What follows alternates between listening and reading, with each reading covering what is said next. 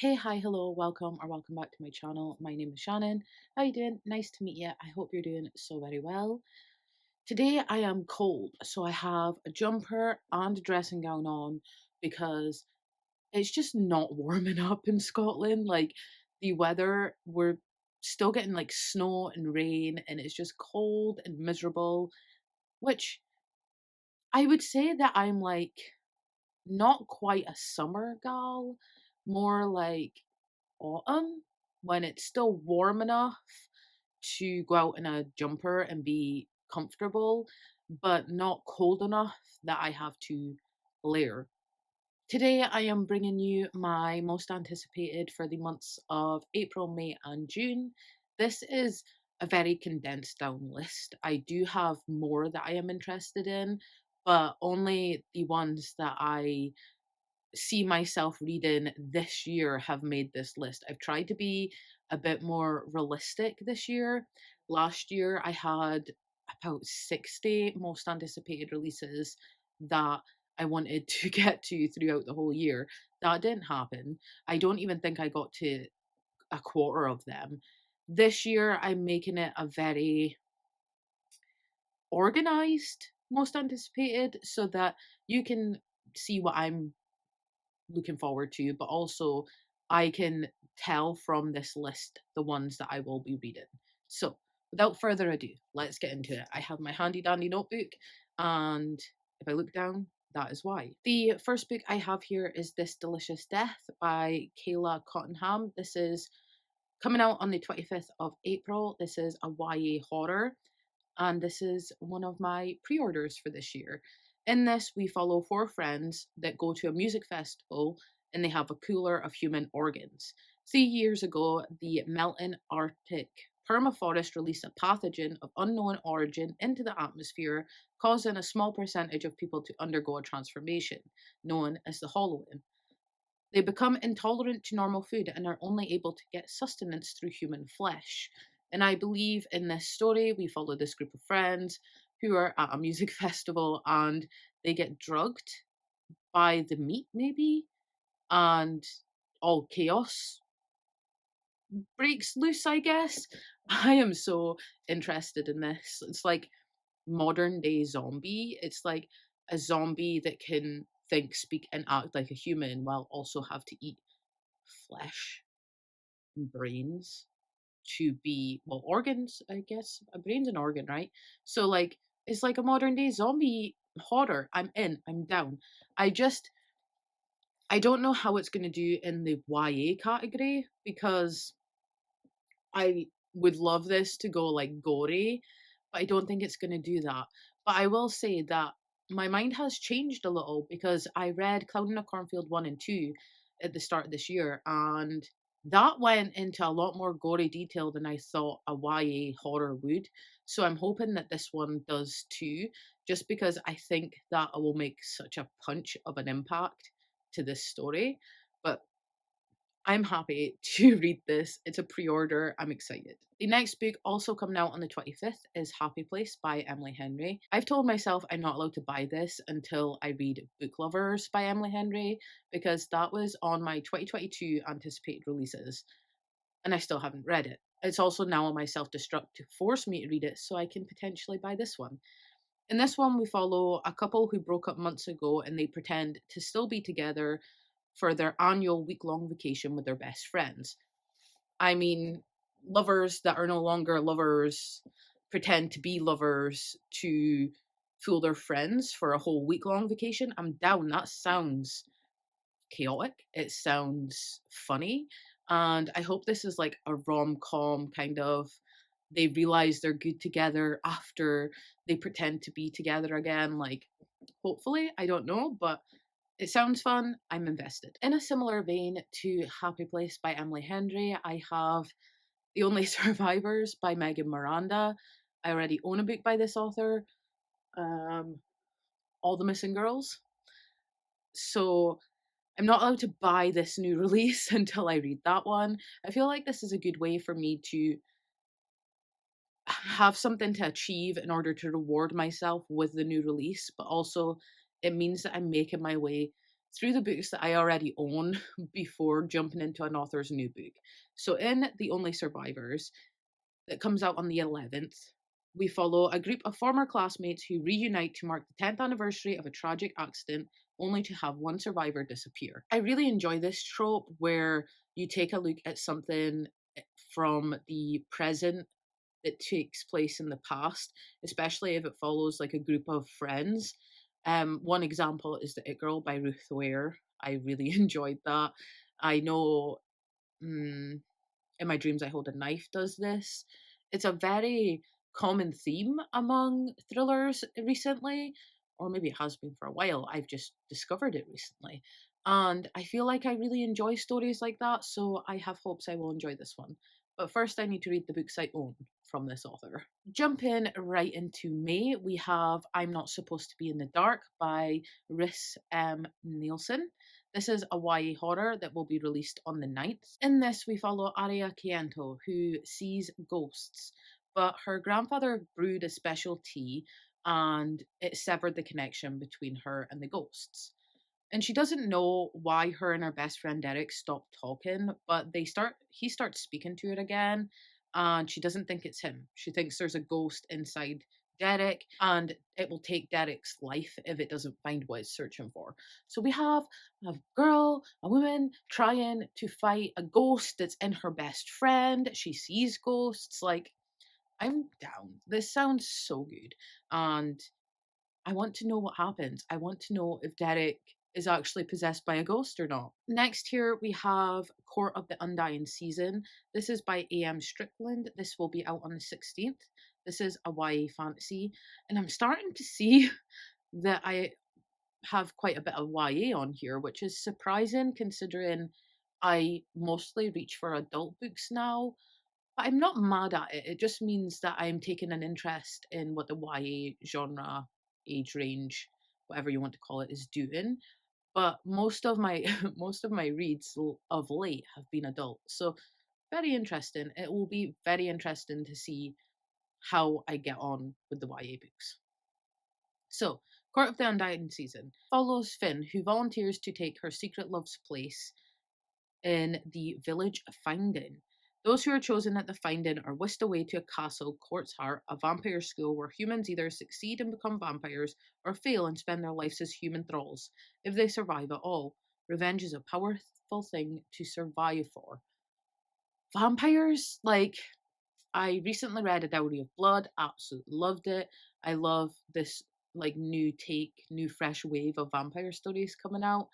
Like, I will always love a vampire story just because like nostalgia, you know. I I was a I was a Twilight fan. Yeah. I'm a Vampire Diaries fan. I like vampire stories, but I feel like it needs to do something fresh now. Like, I've read quite a few vampire stories and now I feel like I'm looking for freshness. And this sounds new and exciting and kind of gives me Vampire Academy vibes. I don't know if that's a good or a bad thing. Next here we have Dragonfall by L.R. Lamb. This comes out on the 2nd. This is an adult fantasy. Long ago, humans betrayed dragons, stealing their magic and banishing them to a dying world. Centuries later, their descendants worship dragons as gods, but the gods remember and they do not forgive. Desperate Arcady steals a powerful artifact from the bones of the Plague Bringer, the most hated person in Lumet history. Only Arcady knows the artifact's magic holds the keys to a new life among the nobles at court and a chance at revenge. Dragons, revenge, court, politics. Like, it sounds it sounds really really good. Think I I think I've kind of put myself off a little bit because I see not so great reviews, um, which put my excitement down a little. But I'm still excited. I will give Dragons a try. I feel like this is lower on my list though because of the reviews that I've seen, which sucks because I know I shouldn't put other people's opinions of books put me off, but also at the same time I'm very much like there's books that I want to read that have been getting hyped that sound more promising. I don't know. I don't know. I guess we will have to see, but it is on this list because I did read the synopsis earlier this year and was like, yes, please. Next, we have The Alchemy of Moonlight by David Farrow. This comes out on the 30th. Again, this is a YA fantasy. Again, I don't know what I've been doing with the YA lately, but cool. When Emil's aunt declares he must marry or be disowned for being gay, he runs away to hide as a servant in Count Montoni's mansion.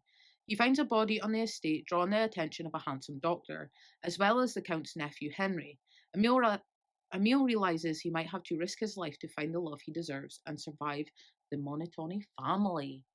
I mean, this sounds like a fantasy gay romance with a love triangle, and I'm down. I'm down. I want to see what happens. I want to see what happens. Let's move on to June. I am going to do a few honorable mentions just quickly at the end that I am still interested in, but don't have detail written down for, just because I wrote this list like month ago, and there has been a few books that have popped up that I am interested in, but don't have notes for. So let's move on to June. First, we have Me Fly by C.J. Lead. This is a horror that is released on the 6th. This follows Maeve, who works at the happiest place on earth. This follows Maeve, who works at the happiest place on earth as every child's favourite ice princess. But by the neon glow of the Sunset Strip, Maeve haunts the dive bars. Enter Gideon Green, her best friend's bro, who awakens something dangerous within her, inspired by American Psycho. That line, that's what got me putting this book on this list, because I've never read American Psycho. I appreciate the film adaptation. I am a huge horror movie fan, if you cannot tell already by everything. I really enjoy the horror genre, and when I seen this was inspired by American Psycho, I obviously based this off of my like of the film. So I'll be interested to see if it's like the film or if it's more like the book. Maybe I should pick the book up at some point and see like where the comparisons are. But I was like, okay, I'm down. I'm down. And moving on to a completely different genre, we have Borrow My Heart by Casey West. This comes out on the 13th. Again, YA romance. I didn't think this list through, obviously, but I can't be too mad at it because at some point or another, I decided that these books were worth being on this list. So I have to trust a month ago Shannon's decisions. So we have Borrow My Heart. When a girl overhears a guy verbally destroyed by his friends for being catfished, she jumps in and saves the day and pretends to be his online crush. I read the full synopsis of this when I first put on this list, and it sounds fun. Like it sounds like fake dating. She swoops in and saves the day. It's like it sounds like it's gonna be very like rom-commy, and that's what I'm down for. I didn't realize it was YA though. But Casey West is normally a YA author, no?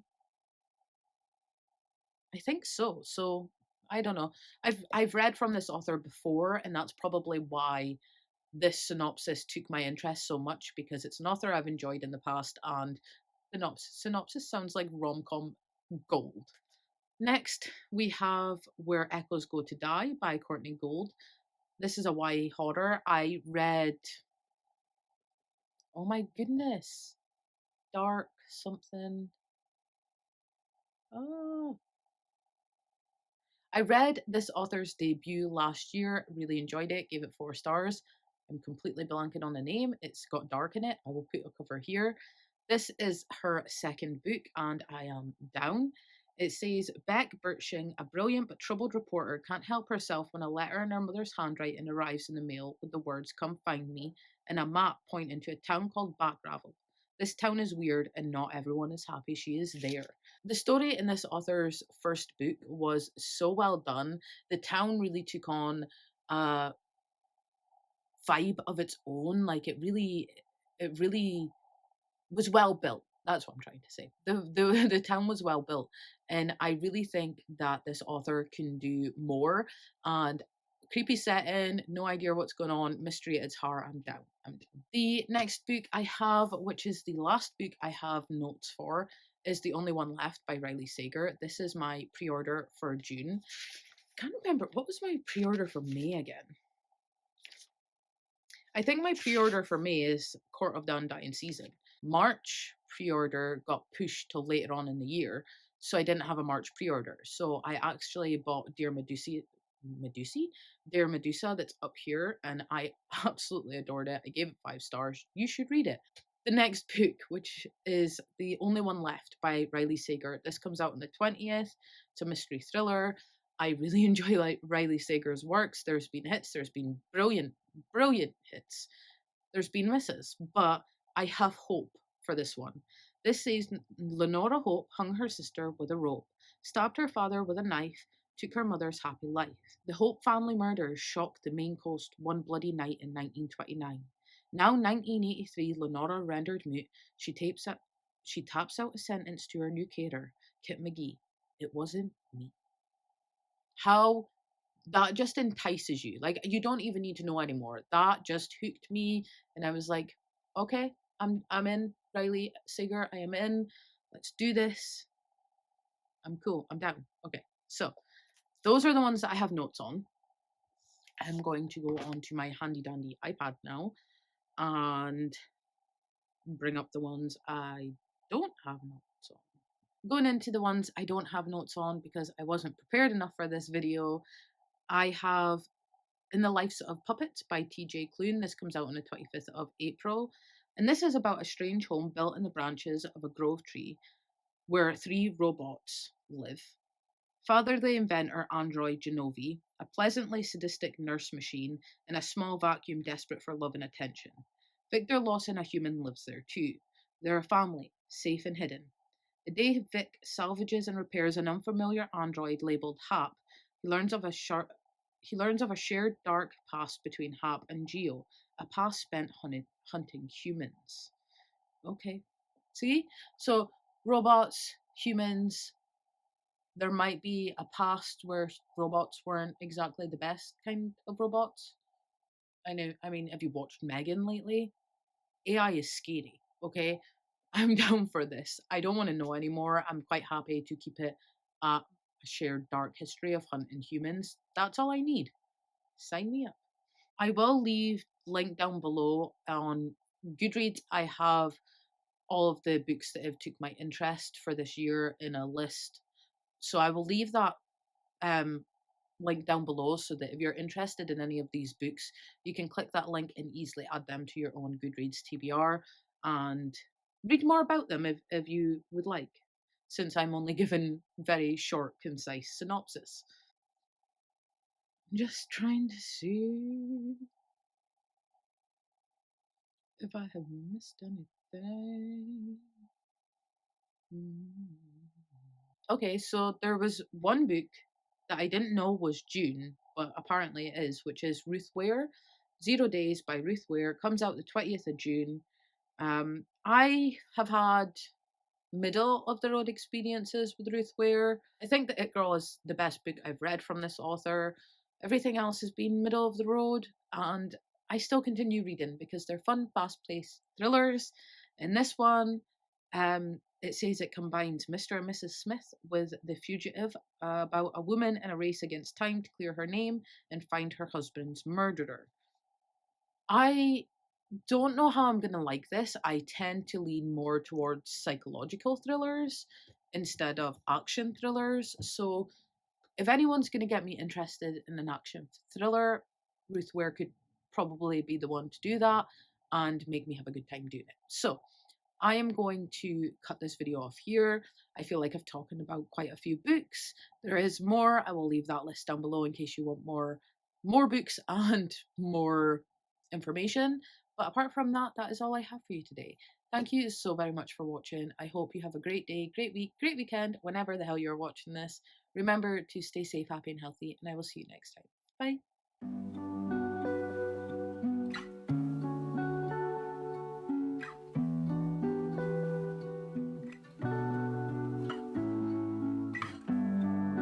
I